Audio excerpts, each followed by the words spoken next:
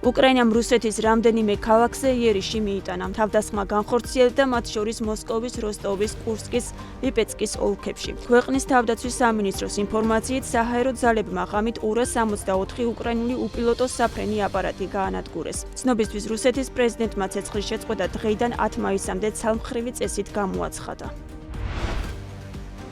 რუსეთში 9 მაისის აღლუმზე წელს ბევრად ნაკლები მაღალი რანგის უცხოელი პოლიტიკოსის ვიზიტია მოსალოდნელი. ვიდრე 2025 წელს, როცა 27 ქვეყნის ლიდერი იყო წარმოდგენილი.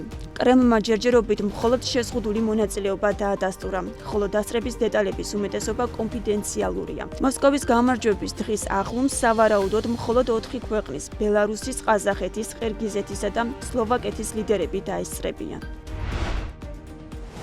შეერთებულმა შტატებმა კუბის წინააღმდეგ ახალი სანქციები დააწესა. სახელმწიფო მდივანის მარკო რუბიოს თქმით, სანქციები იმ პირებისა და სტრუქტურების წინააღმდეგ არის მიმართული, რომლებიც კუბის კორუმპირებული კომუნისტური სისტემის ბირთვს წარმოადგენენ. როგორც მან აღნიშნა, იქამდე გააგრძელებენ შესაბამის ქმედებებს, სანამ ისინი საჭირო პოლიტიკურ და ეკონომიკურ რეფორმას არ განახორციელებენ.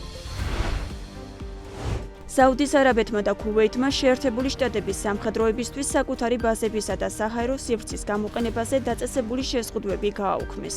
როგორც ირკვევა, აღნიშნული გადაწყვეტილება პრეზიდენტ ტრამპის ადმინისტრაციას ჰორმუზის სრუტის ოპერაციის უფრო მარტივად გაგრძელების საშუალებას მისცემს. როგორც პენტაგონში განმარტავენ, რამდენიმე დღის წინ შეჩერებული ოპერაცია შესაძლოა მიმდინარე კვირაშივე გააქტიურდეს.